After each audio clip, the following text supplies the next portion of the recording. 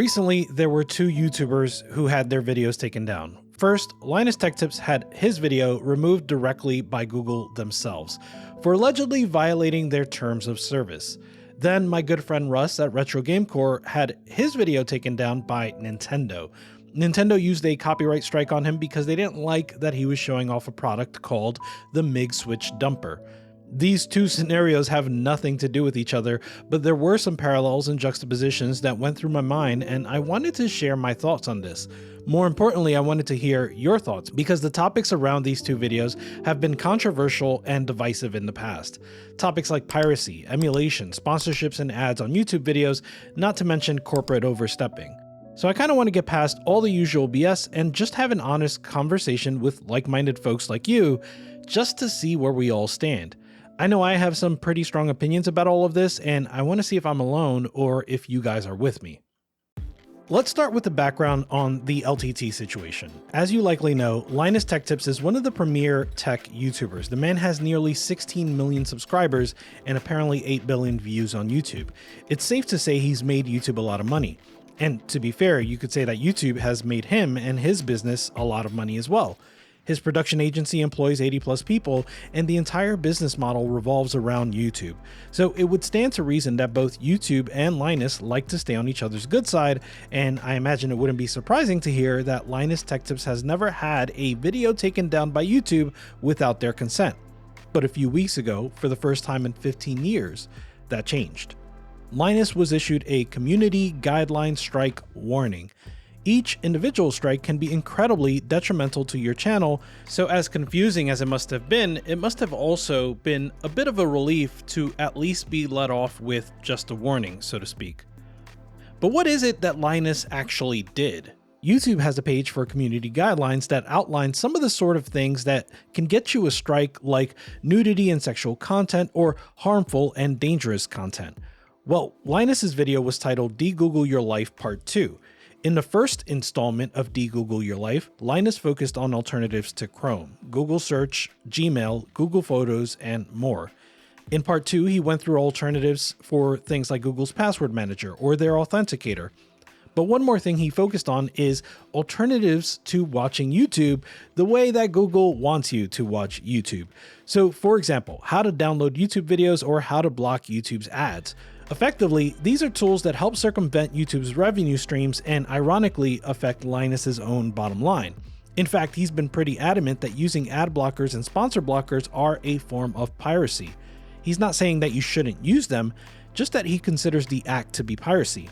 To that end, it's admirable that he was willing to go as far as to show you the best and safest ways to pirate his content. But Google didn't agree. They said that his video was violating YouTube's terms of service or that it encourages others to do so, and that's not allowed. They even gave the example of providing instructions on how to download YouTube videos in an unauthorized manner. Clearly, they'd prefer that people pay Google for the privilege of downloading YouTube videos. Now, that's well within their legal rights, and as far as I can tell, I don't think the average person would question the legality of Google's move. Which brings me to the next takedown. Retro Game Core is a channel with over 500,000 subscribers and easily one of the most trusted voices when it comes to evaluating handhelds and other similarly related video game gadgets. And I should note as a disclaimer, Retro Game Core, or Russ, has also become a pretty good friend.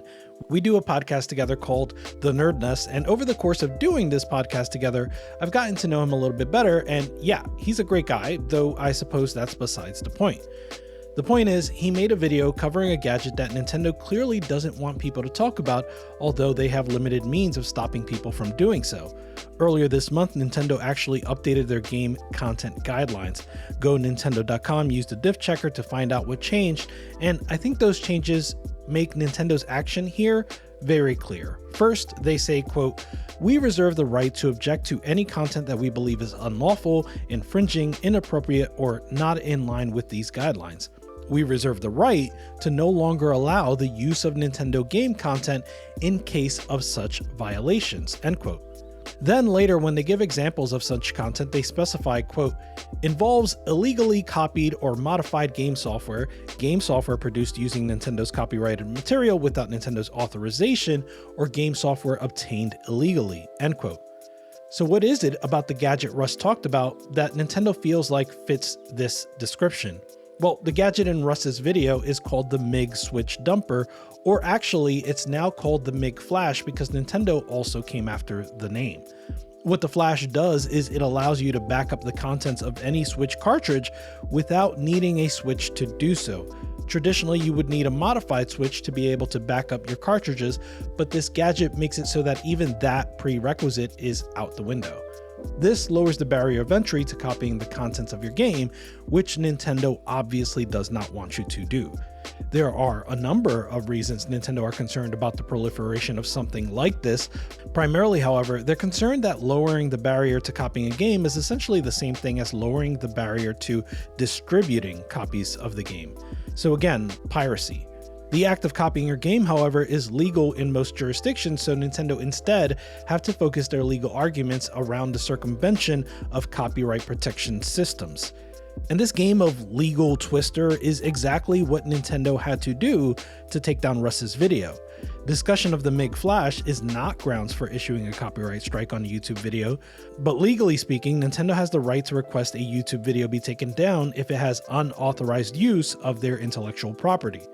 In Russ's case, he briefly flashed a title screen of a Mario game, and that was enough for Nintendo to sound the alarm. Russ and any other YouTuber in this scenario is legally entitled to make his case to YouTube and if escalated to the courts. He was likely within his own legal rights to even show that 3-second clip of Super Mario 3D World's title screen, since that footage constitutes fair use. I would absolutely argue that Russ's use of the video was transformative and demonstrative. But Russ didn't want to even have that conversation with Nintendo because of the can of worms it might open and how it would make his channel even more vulnerable to the ire of Nintendo. That would be a lot to ask for someone who once again depends on YouTube for their livelihood. And of course, that's what Nintendo is banking on. So yeah, I have some thoughts. The first thing I want to address are the people that seemingly argue blindly in favor of different multi-million-dollar corporations, like Nintendo in this instance. These are the sort of people that say or imply things like emulation is piracy. But emulation isn't piracy, and that's not really up for debate. Backing up your games isn't piracy either. Maybe it's because I'm older than some of you, but I think we should all be able to agree that backing up a VHS tape or a cassette tape is legal.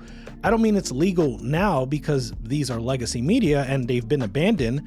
I mean the act of backing these up was legal even when they were the actively used media of choice. So if that's the case, why do some of you feel like backing up your own game should be considered piracy? On the other hand, I understand there are some of you that agree with me, but also think we shouldn't back up or emulate current generation games because it's going to antagonize Nintendo, and you feel like it's best for everyone if we just avoid that altogether. I have some minor objections to that, but I'll concede them for the sake of this video. But if making a backup of a VHS is okay and making a copy of a page from a book is okay, there's no reason that copying a game should be off limits. Yes, of course, some people will abuse this and they will use it to pirate. That's what happens, and that's exactly why piracy itself is illegal. If Nintendo wants to take legal action, it should be against people that distribute copies of the game, not the folks that enable you to back up your own games. Unfortunately, it's much easier for Nintendo to use their well-paid legal team to bully the little guy so that they get their way. Like, look at their legal complaint. They claim that, quote, the MiG dumper necessarily circumvents Nintendo's game technological protection measures by allowing users to copy Nintendo Switch game files from an authentic Nintendo Switch game cartridge to an unprotected memory card or storage medium, end quote. They're not even trying to claim backing up games is illegal because they can't. They instead claim that the dumper circumvents their technological protection measures, or TPMs. But the backup it makes of your game is still encrypted, so now Nintendo has to once again play legal twister and claim that the game cartridge itself is part of their TPM. Imagine trying to claim that you can't legally back up a VHS tape because the VHS tape itself is a technological protection measure. It makes no sense. Again, this is just Nintendo and even Google taking a lazy approach of being a legal bully rather than addressing the actual problem. They could go after actual pirates, or they could take it a step further and do what Valve did with Steam. Over a decade ago, Gabe Newell famously said that piracy is not a pricing issue, it's a service issue. He put forth that piracy could be curbed by offering would-be pirates a better service than simply downloading a game off the internet. To this day, Steam itself serves as proof of his claim. Sure, people do still pirate games on PC, but the number of people that actually pay for games on PC is leagues better than it was 20 plus years ago before Steam existed. With that, let me move on to Google. Unlike Linus, I don't have a ton of employees to account for. It's pretty much just me and various freelance contractors I use from time to time, like my editor. Hey Star. YouTube is not my main source of income. It's something I do on the side for fun, and I'm very proud to say that despite not being my main source of income, it is a profitable business. Given that, I do understand Linus's position that ad blockers and sponsor blockers are piracy. But hey, I hate ads just as much as you do, and I can easily argue that people skipping ads is a service problem, just like piracy. More on that later. But one thing I want to say here is that when I listen to Linus say that, I'm not taking that to mean you're a bad person if you use ad blockers or sponsor blockers. It's simply that these are people whose production budget relies almost entirely on sponsorship and ads, and if you watch their content, but you block their revenue stream, well, I think you can see how that might overall hurt the business. But like I said, I'm not on a high horse here. I use ad blockers and I hate ads too, so I get it. In the past, I've flirted with the idea of subscribing to YouTube Premium, but I haven't pulled that trigger yet either. And I think that Linus feels the same way. I think that's why he tries to treat ad blockers as a service problem. It's clear that he and his team work hard to make sponsor segments engaging, but short and to the point. And there's one person that does a better job with ads than anyone I've ever seen, Bob from The Wolf Den. His ads are full on skits and they're entertaining as hell, and I never skip those. It's almost like he solved the service issue. For my part, I find it difficult to match the entertainment level of Bob and Linus, however, so I try to focus on respecting the viewer's intellect and time. I give the shortest sponsored segment that I possibly can, while being as informative as I possibly can. I never sponsor anything that I wouldn't actually use or recommend using, but that's pretty much the bare minimum that I think any creator should be doing. In any case, some of this is also Google's responsibility. For example, there's one service issue that Google is not necessarily addressing, and that's quality control. Nobody wants to watch an advertisement, but you're even more hostile to them when you don't know if what you clicked on is something that you actually want to see. Like any other social media, the YouTube algorithm has to be tamed by the user in order for it to be effective. You have to actively train the algorithm to stop showing you content you don't want to see, because by default, it's going to show you lowest common denominator videos, things that everyone is clicking and everyone is watching. If you want something more nutritionally dense, you have to make that intention clear to the algorithm over weeks and weeks of scrolls and clicks. To be fair to Google, YouTube Premium is one way they've tried to solve the service issue. It means you get an ad-free experience and you can even download videos. I go as far as to say I think it's reasonably priced, considering YouTube is my primary source of entertainment. What's kept me from pulling the trigger, however, is this feeling that I know the price is just going to get higher and higher with no real end in sight. It's one of the tools that corporations use to continuously step over the line. They're habitual line steppers. The short-sighted nature of these corporations means that they never take the consequences of this overstepping into account. In the case of constantly raising prices, the consequence is that I've been trained to be reluctant to subscribe to pretty much anything. In the case of video takedowns, the consequence is dun dun, the Streisand effect. You all know the Streisand effect, but here's the Wikipedia definition anyway. The Streisand effect is an unintended consequence of attempts to hide, remove, or censor information, where the effort instead increases public awareness of the information. Now, I'm likely biased here, so you'll have to check me if I'm wrong, but I think in both cases, Nintendo and Google amplified the information in question rather than reduce it. I was never going to buy a McFlash, so I have to be honest, I postponed watching Russ's initial video, and unfortunately I didn't get to watch it before it was taken down. Sorry, buddy. But I did immediately click on his follow-up video, and then I watched the Wolf Den's video on the McFlash, and I'm thinking to myself, this is actually incredibly useful. Dumping carts with a modded Switch is a pain in the ass, and I'd love to be able to dump them straight to my computer. With respect to Google, I've always had it in the back of my mind that I too would de-Google my life. I no longer default to Google search, and I stopped using Google Photos in favor of a home solution.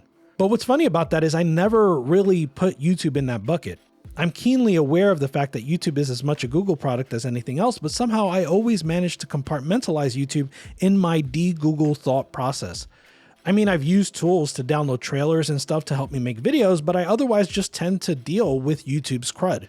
But hearing about this news led me to watching a Louis Rossmann video on the subject and eventually to Linus's own video. And from there, YouTube ironically recommended me the very video they banned. Yeah, someone else had re-uploaded it back onto YouTube. Perhaps it's going to be gone by the time I publish this video, but it's also archived elsewhere.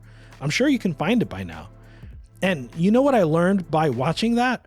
I learned about how easy it is to deploy my own DNS to suppress web traffic that I don't want. I always knew it was possible, I guess I just didn't realize it was so easy. And it wasn't just that Linus made the video that eventually led me to watching it, because I likely would have never gotten around to it if Google hadn't taken it down. I can't be alone in either of these two scenarios, so it's simply a question of which of the two outcomes was more pronounced. Did Google and Nintendo take away more views or add more views by removing the videos in question? Did they reduce interest in ad blockers and cartridge dumpers, or did they raise it?